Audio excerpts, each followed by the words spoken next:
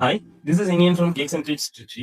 இன்னைக்கு பேக்டமஸ் ரியாலிட்டியோட first episode. இதுல வீட் வெஸ் மைதா பத்தி சொல்றேன். வீட்னா நல்லது, மைதானா கெட்டது நம்மளே நம்ம ஃபிக்ஸ் ஆகிட்டோங்க. ஆனா உண்மை என்ன? கேக்னா சுகர், ஃபேட் அண்ட் கலோரி எல்லாமே இருக்கும். நீங்க வீட் யூஸ் பண்ணாலும் அது ஒரு டெசர்ட் தான். ஹெல்த்தின்னு லேபிள் பண்றது ரொம்ப ஈஸிங்க. ஆனா பேலன்ஸ் தான் எல்லாத்தையும் முக்கியம்.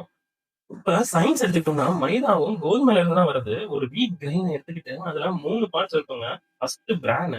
இது ஃபைபர் அதிகமா இருக்கும். இதுதான் தவிடுன்னு சொல்லுவோம். 2வது ஜெர்ம். நியூட்ரிஷன் ஜாஸ்தியா இருக்கும். சீட் போர்ஷன் அது. எண்டோஸ்பெர்ம் சென்டர்ல ஒயிட்டா இருக்கும். இதுல புரோட்டீன் ஜாஸ்தியா இருக்குங்க. ஹோல் வீட்ல இந்த 3மே இருக்கிறதுனால டைஜெஷன் ரொம்ப நல்லா இருக்குங்க. ஆனா மைதாங்கிறது அந்த பியூர் ஒயிட் எண்டோஸ்பெர்ம் மட்டும் தான். அதுலயும் புரோட்டீன் இருக்கு. ஸோ சோர்ஸ் ஒண்ணுதான். ப்ராசஸிங் தான் டிஃபரன்ஸ்.